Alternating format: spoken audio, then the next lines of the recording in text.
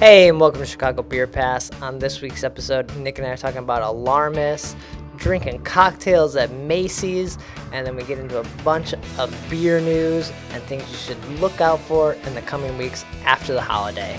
All that and more on this week's episode.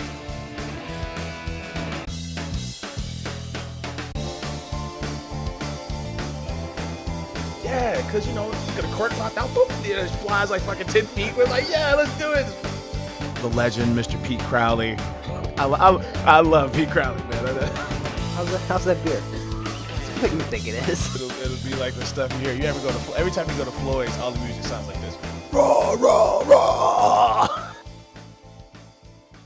Hey, and welcome to Chicago Beer Pass. I'm Brad Chmielewski. What's up, Brad? I'm Nik White. And we're coming at you basically on the 4th of July.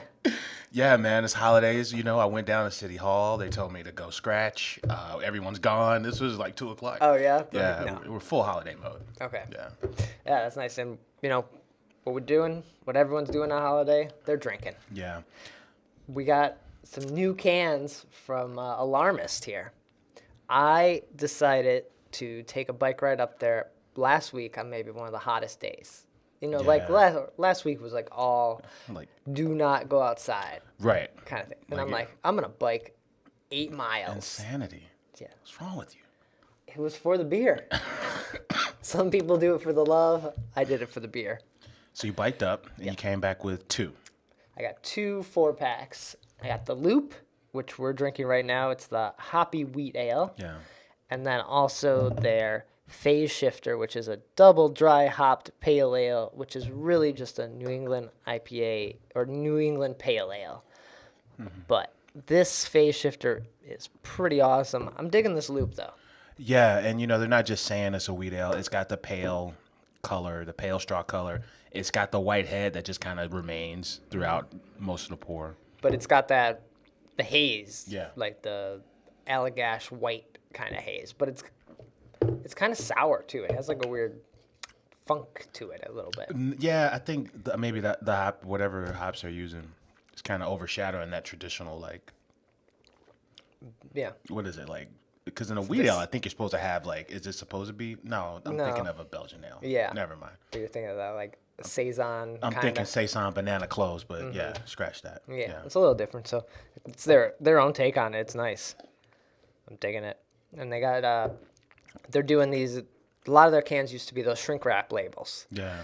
So now they're just buying blank cans, printer, doing it up themselves. Blank can, waterproof label is the way to go now. I was not a fan at first, but everybody's doing it, and I'm Now over you're it. good? Yeah, I'm good now. Nice. Yeah, and I think they're going to repackage their other ones. They're entrenched and whatever. I can't even think of the other ones as. Yeah, the pale ale and then the IPA. Yeah, They're kind pantsless. Pantsless. They're kind of do it the same, so they all. You go on the shelf, you'll spot these, and they look like Alarmist beers. And most beers now are just giant word of the beer, like the entrenched and the pantsless. They're almost like too fancy of labels. Yeah, because those are actually really cool labels, especially entrenched, I think. Right, they're great Yeah. labels, but when you go to the store, you just need a giant word that tells me what this beer is. That's true. We're what? Let Brewers Association tell it. We're at 5,000 plus breweries. Yeah, it's something to be aware of, I guess, right? Right. Yeah. But yeah, we'll sip on this Loop, and then I'll Nick dive into this Phaze Shyfter because I've already had one, and it's good. Right on. But What did Alarmist used to be? like, what do you mean, like The name. Oh, they were Panic. Panic. All right. But they never opened as Panic, but on paper for a while they were called Panic, Okay. and on social media. Right But, on. Yeah, Northwest Side, Saginash. not too far from your spot now. Yeah. I can. It's one of the closest breweries, unless I'm going to Evanston. Yeah, I can get to these guys just as quick as I can get to like the Malt Road guys. Nice. And those are the 2 closest. Yeah. It's an easy bike ride for anyone that's looking to do a ride. Really, no matter where you are in the city, because you can just hit up one of those main streets, and it's a pretty simple ride. It's nice. Cool. But yeah, that was my main stop last week, and I tried a few other beers they had on. It wasn't like packed in there when I went in because it was like right after they open. That's like 4 your or 5 spot. o'clock. You find yourself at Alarmist a little bit here and there. It's just like a good, like almost out of my way spot. Like I can only go to Forbidden Root Yeah. and take a picture of a beer there so many times before you're like, all right, I gotta venture out.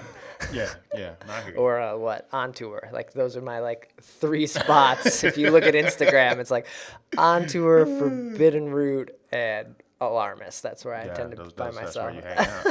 Yeah. That's true. Nice. What about you, Nick? Where you been drinking? What have you been up to? Man, I've been observing the uber fresh beers lately. Like I know on the we're jumping ahead a little bit, but on the 6th, the boys at Brickstone, they're having an event at the Open Bottle, and the event is about this hazy beer that was canned that day. Oh wow. Okay. Right. So then but I picked up some Hubbard's Cave, triple IPA. Oh right, I think I saw the picture. And that was canned the day of, and like I'm kind of excited to be in that era of like Super fresh, Man, ultra like, fresh, oh, or like the hop review guys would say. It's kind of cool. I mean, $20 4-pack, but it was canned today, which is I don't know. The novelty of it is exciting to me. I get excited about that. Mm-hmm. Yeah. But I didn't hit up any beer events, man. But I did go to a couple cocktail things, man. Okay. Yeah, one of them was from the Gage group. Kerry Wood, the old Cubs baseball player. Yeah. Yeah, he had his fundraiser at the spot not too far from here actually, called Coda di Volpe. Am I saying that right? It's the Southern Italian restaurant from the Gage. Okay. So yeah, so I went up there and checked it out. It was a patio party with gelato and cocktails and that sort of thing. And then your favorite beer, Rosa, was there. Why'd they do that to you? I don't know. And I was asking them about it, and I'm like, we don't understand Rosa. I say we a lot. I was like, we don't understand Rosa. The people don't understand this beer. Yeah. And they said a few things, but they didn't really, I get it. If there's anyone out there that's listening or watching that wants to come on and defend Rosa, we can do a whole episode just talking about Rosa. Yeah. It's so what's their restaurant group? It's the Gage, the Dawson. Yeah. And then this Southern Italian joint. Yeah. So I went up there for that. Nothing really to report there. It's a proper patio party. Okay. Right. A lot of Amaro. Mm-hmm. Man. Then after that, what I went to that I thought was pretty cool was this event at Macy's. It was a Bart car styling cocktail class. Bar cart. Did I say Bart cart? Well, I don't know. I was just making sure I heard it right. Bar cart. Yeah. So they got this enthusiast, this influencer, Helen Burkham, right? Okay. And she's showing you how to. What does she do? She tells people what to do. She tells people how to live. Well, she's like, she follows she's like fashion and style and cocktails reporter, right? She's like this independent contractor that Sure, yeah, one of those influencers. Yeah, she's an influencer, right? And then the cocktail piece was run by the guys at the Violet Hour. So it's like a full-on cocktail class, right? Nice. So it was kind of interesting. When the last time you been to Marshall Fields, the old Marshall Fields building? Like I had a reason to go. Yeah, it's been a while. Last time I went there, I was looking for a tie clip. See? Yeah, that's where I should have gone. We were looking for these. We were looking for some fake clip-on ties. Oh yeah, they got them there. Yeah. Because sometimes somebody is asking you for some help, and you're like, all right, cool, I'll go to your desk. But first, let me find this clip-on tie to put up. Right? And just like make it absurd, like that. Okay, like at work. I was like. But I'm at Marshall Fields or I'm at Macy's, and I'm like, man, you go to the 7th floor. The Walnut Room is right there, and then behind the Walnut Room is this cafe. Okay. So they got this place decked out for it's $25 a ticket, and it's a cocktail class, and they teach you how to style bar carts.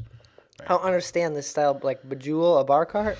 Like bedazzle. We learned how to bedazzle these bar carts, man. Like what's styling a bar cart consist of? Like how you put the bottles on there? Yeah, and then like there was 2 themes, because like there's a masculine theme that you can go with, or more of a feminine theme. Are those the things you put on your bar cart? Right. So like there's a siesta theme, which is a little bit more feminine. And then there's this masculine one that's got like, a little more black and gold and like, like it's like the drinks or the glassware? No, the glassware and the things and the other stuff you style it with. I had all these great notes, and I don't see them anymore. I was just trying to get a picture of this because Yeah.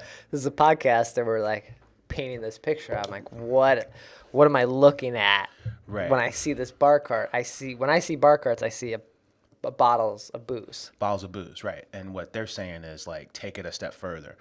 Add something, add a personal touch. Add some books, and then more importantly. But then I don't have room for booze. But then you don't have room for booze. Always keep room for booze. But they're saying If I like. wanted a shelf, I'd get a shelf. But they're saying like you want to style this cart so that it speaks to what you're about, but it also has more than just booze on it. And I think one of the takeaways was like mainly like fruit, like use bright colored fruits and kind of use it as a fruit storage device, like for your whole crib, like you know what I mean? Okay. Like kind of like that. So. All right, I could see that. But this book thing on your bar cart. Yeah, she's like, put some books on your bar cart, and because it creates that levels of depth as far as like. How big is a bar cart? I mean, it's actually Like we got like a filing cabinet. They're like filing cabinet size. It's bigger than that. Maybe like 2 filing cabinets, right? Oh, that's a big bar cart. Yeah, like it's a pretty. It's got wheels. So those were a couple things she was saying about the bar cart, right?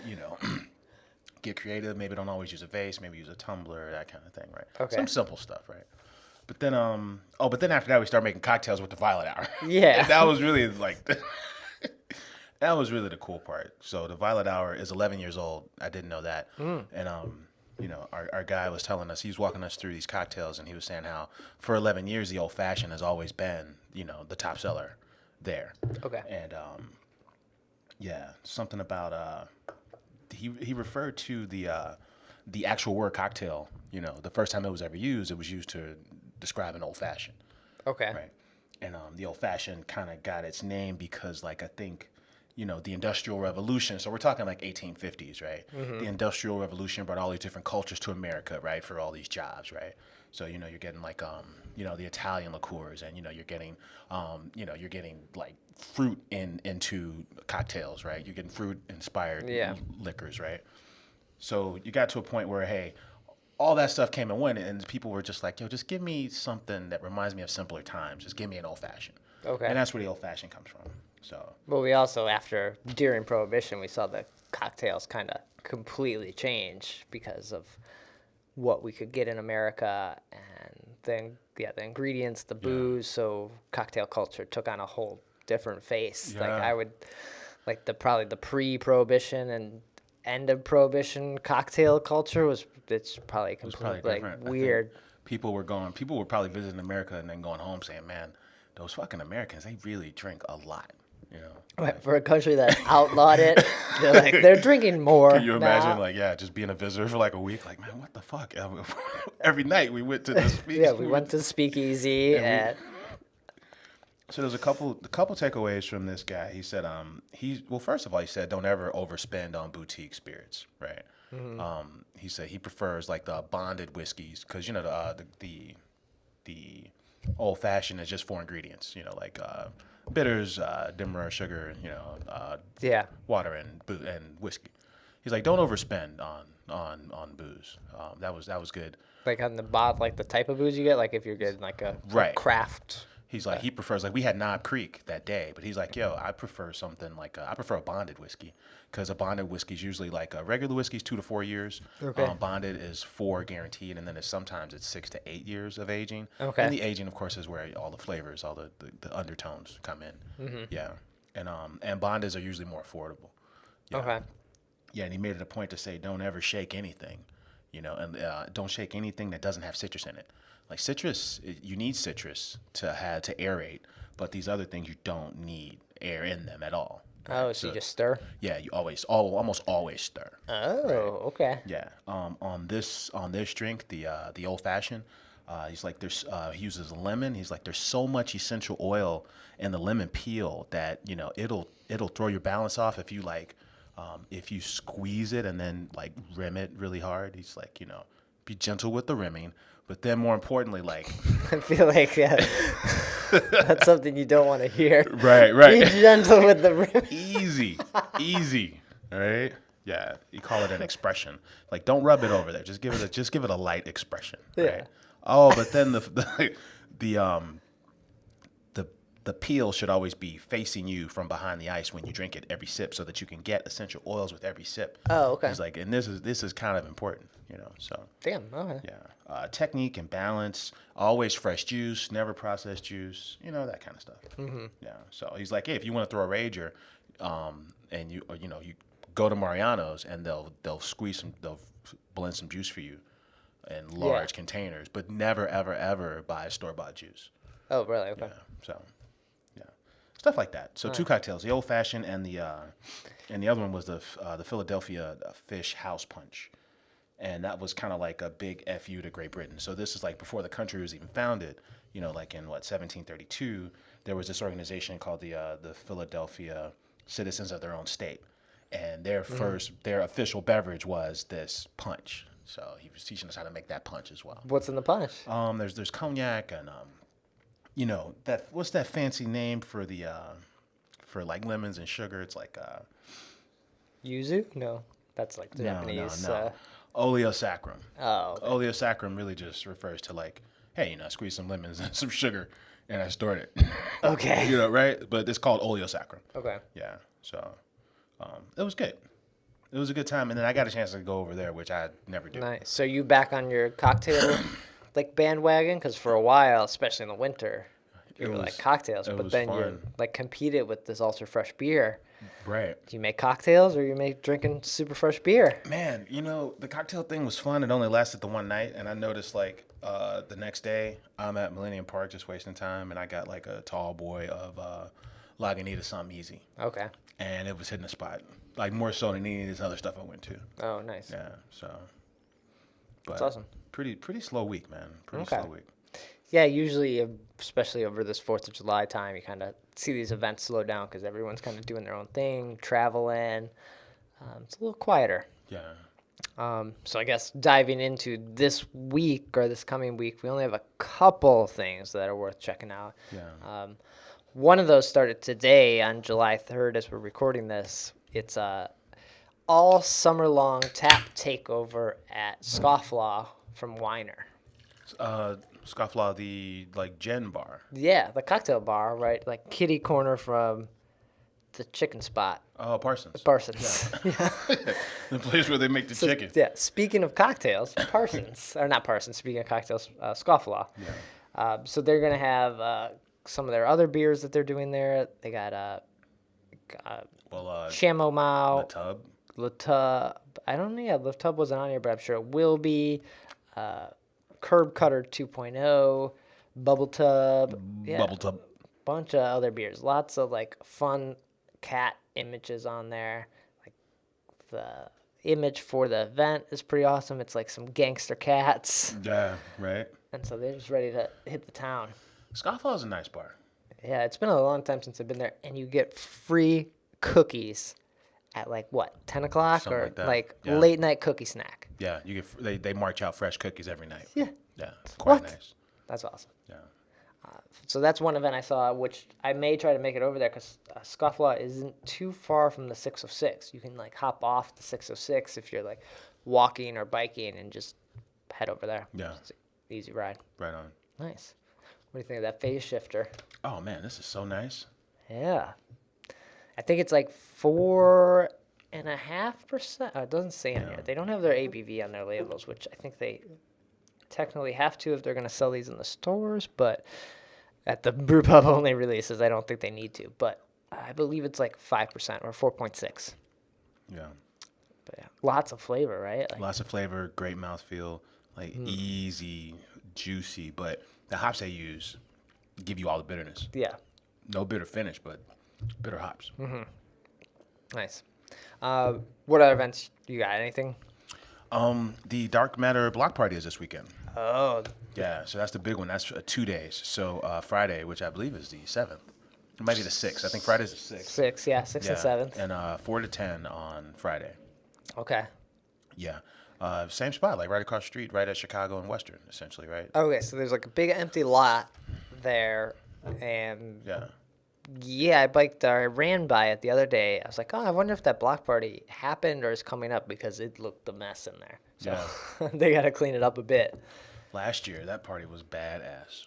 Yeah, it was just so hot. Yeah. Like that, this coming weekend was like, oh my God, it's gross. But yeah, make it over there. Like it's free to get in. Yeah. And then you just buy Suggested donation, yeah, maybe. suggested donation, and then you can buy beer or the beer free. Is it like I think last year everything was once you got in and you got the wristband? So yeah, I think you. hope for a new day. Yeah, I think the idea is you give a donation, right? And then you get a wristband and everything in there's free. Yeah. So any kind of donation, I know Goose Island did this for their 312 block party too, but then you had to buy tokens at Goose Island. Yeah. But I don't Dark think Matter's it was like that here. whatever, let's go. Yeah, it was nice.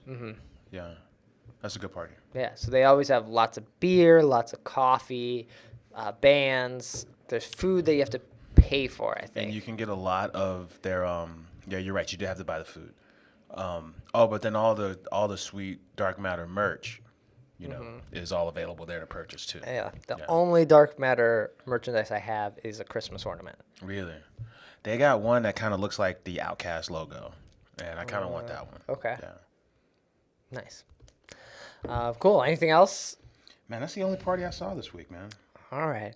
There's some other stuff coming up at like the Half Acre Tap Room, something to do with Big Star. That's in a couple weeks. We'll mention that in the next episode. But just always like the summer is full of like tap takeovers and like street fest things. There should be that Deschutes thing coming up. Oh yeah, where the Woody comes out. It's like a Deschutes.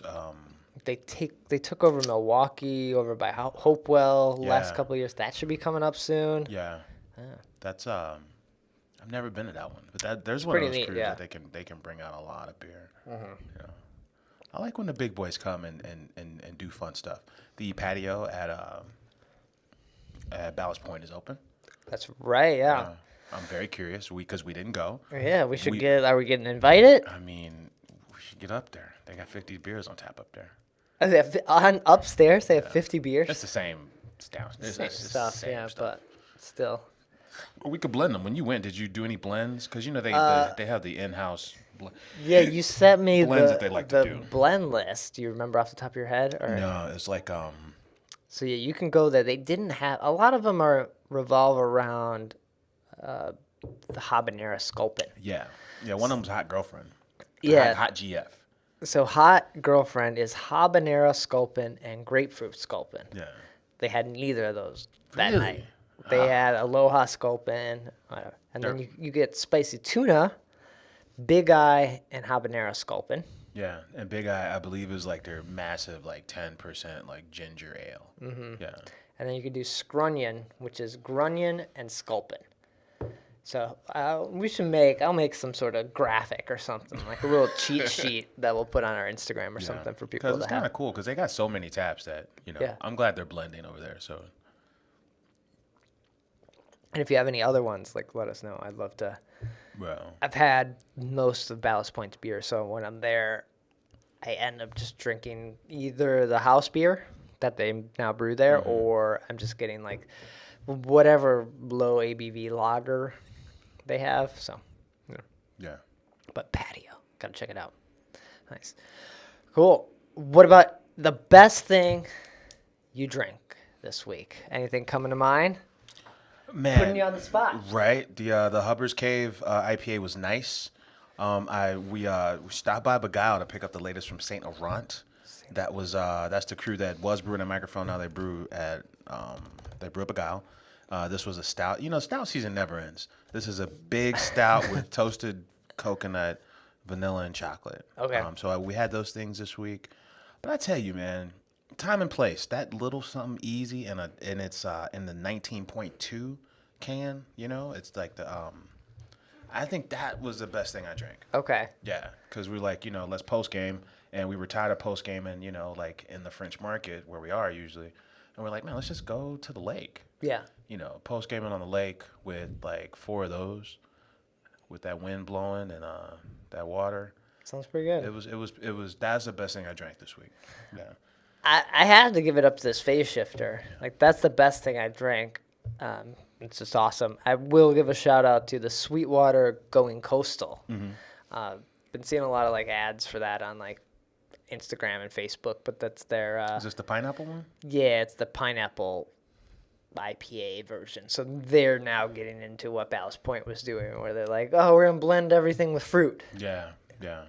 Everybody finds their thing, and they just like man. I did follow that up with the tropical pale ale from Boulevard, which is like a great fruity tropical pale ale.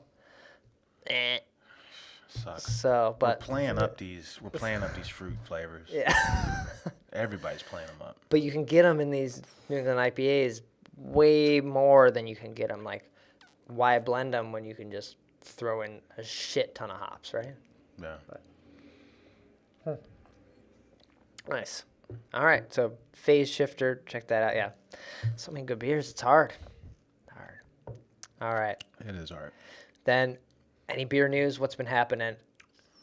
What's going on in these streets, man? I wanted to talk about Half Acre. They got this IPA out called Eat Shop IPA, right? Draft only at both locations. Okay. The IPA's got it looks like 3 malts, Pilsner, Vienna, and some oats, right? Okay. Then it's got lactose in it, so it's kind of a milkshakey, hazy. Yeah, it's cloudy. if it's got the oats, it's hazy. Yeah, turbid, as the brewers like to refer to it. Turbid? Yeah, we heard what was it? When we were at Goose, that's what they call it. He's like, if anybody wants to talk, we interviewed Mike Siegel. He's like, if anybody wants to talk about turbid beers and why we don't do them, I'll be in the corner.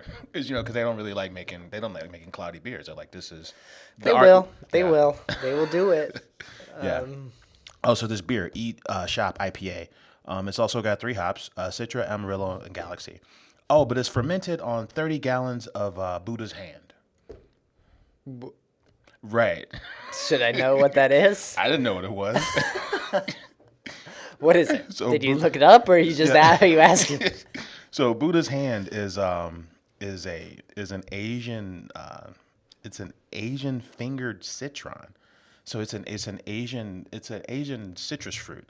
Okay. But it doesn't contain any pulp or any juice, and it's not round. It really looks like a hand. It's like these pieces that are shaped like fingers. Okay. Right. They're usually zested. These guys would, it's fragrant, and it was prescribed as a traditional tonic medicine. So it's this. It's like a citrus fruit, but it's not juicy, so it's more of a tea kind of use case. It's kind of used for its zest or aromatics. Yeah. Potpourri. Yeah, it's like an Asian. Potpourri. It's like an Asian citrus-based potpourri. Yeah. Oh, so they fermented it on 30 gallons of Buddha's hand, and I'm like, Buddha's hand. Yeah. Yeah. Did that citrus come out, or? I'm very curious. Oh, that's you why didn't have it. I haven't had it at all. Oh. It just totally the descriptor on it just kind of blew. Yeah. It kind of caught my eye.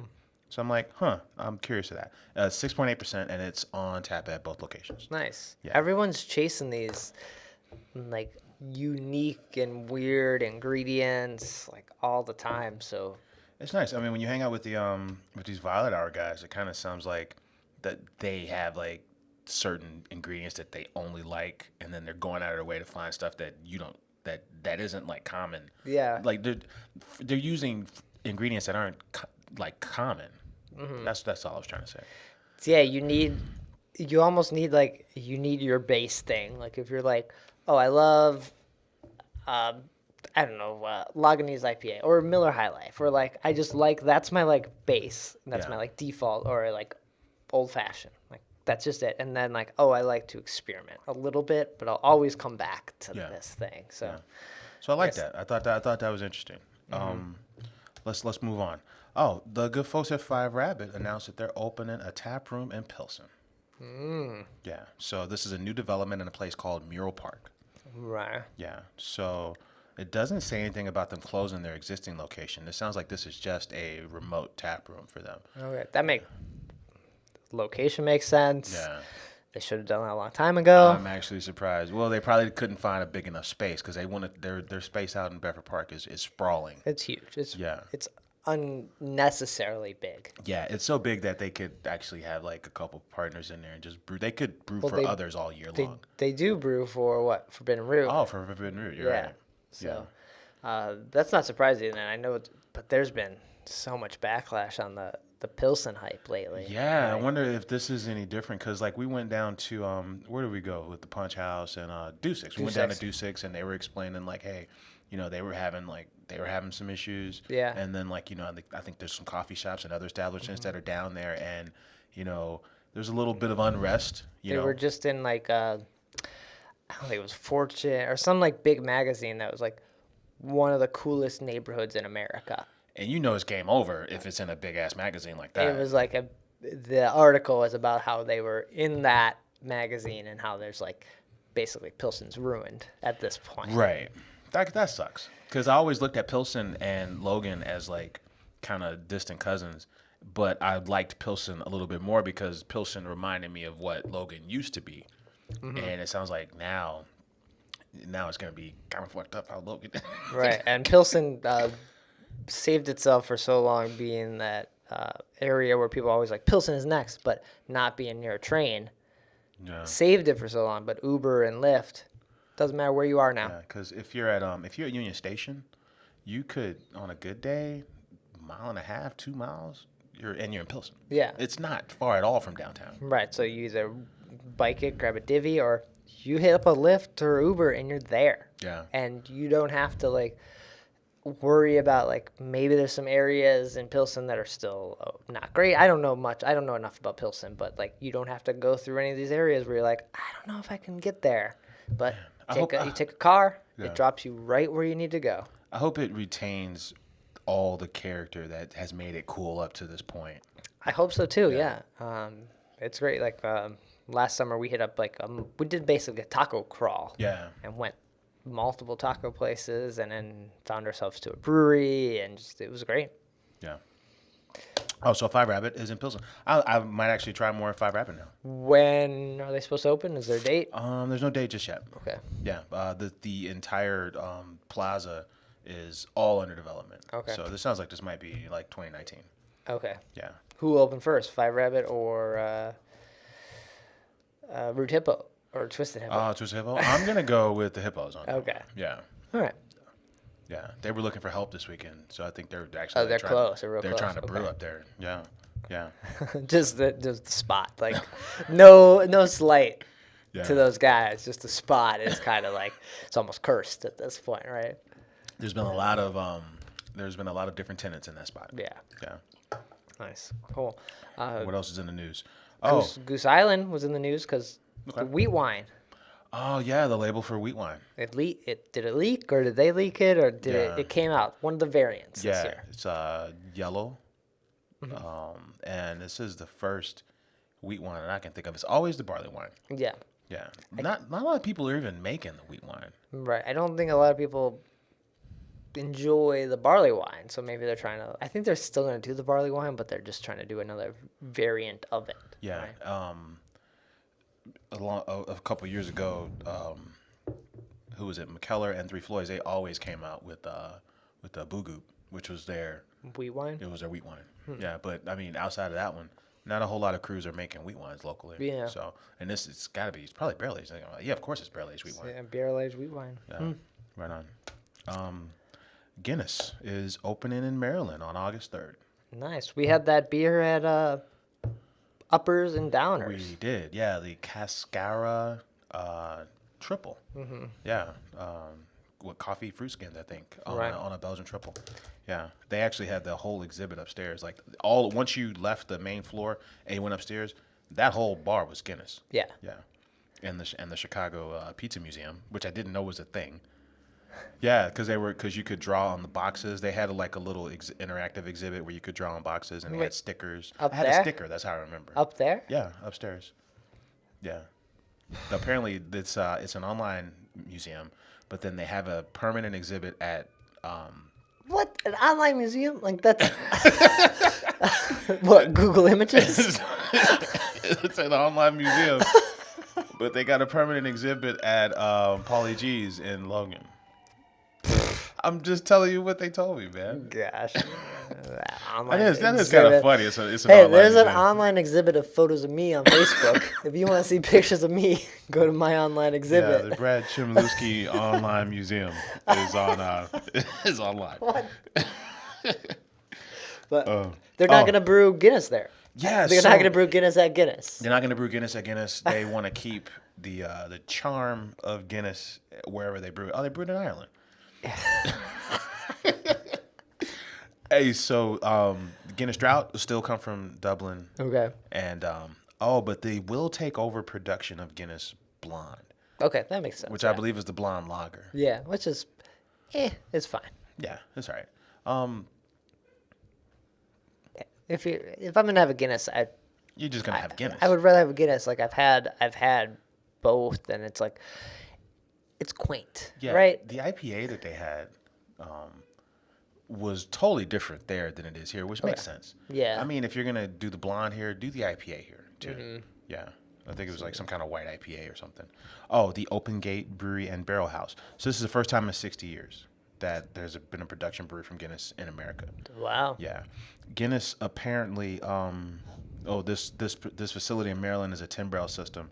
Apparently Guinness sells 9 million pints a day worldwide. Wow, okay. Yeah, that's intense. Yeah. I guess I think it's great that they're like, oh, we're going to keep Guinness here or over there. Logistically, it doesn't make sense, right? Like, you have to serve a lot of Guinness in America. Yeah, I think when they listed the top 5 countries, it's gonna be like Ireland, maybe England, and United States. Like exactly, if United States doesn't beat out England. Yeah, you're right. That's the top 3, and then like Nigeria and Cameroon, which are both African countries. I didn't know where Cameroon was. Oh yeah. Yeah. Guinness is brewed in 49 countries, and but not America. It's sold. Well, now it is. Well, not Guinness. Not Guinness. And that's the thing, like, why? Well, because I don't know why. There's reasons why. You can't just brew it everywhere, though, right? I get, but what do they brew at the other 49? There's got to be another. If there's 49 countries brewing it, somebody else is brewing Guinness. Right? Guinness. But they're like, we keep calling it Guinness.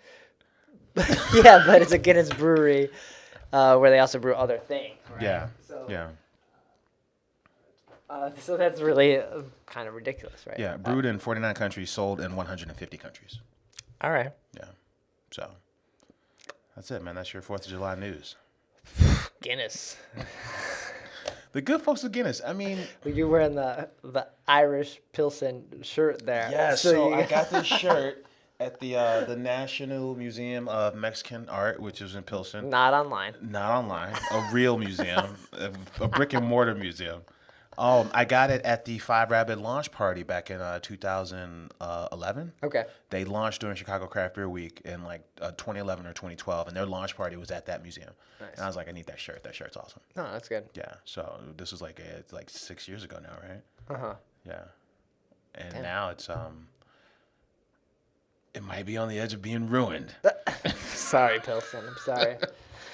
All right. It's going to basically be Wicker Park in fucking 18 months. Yeah. There'll be a Target there soon, and a couple of little mini sky rises. Yeah. Man. All right, we should get out of here.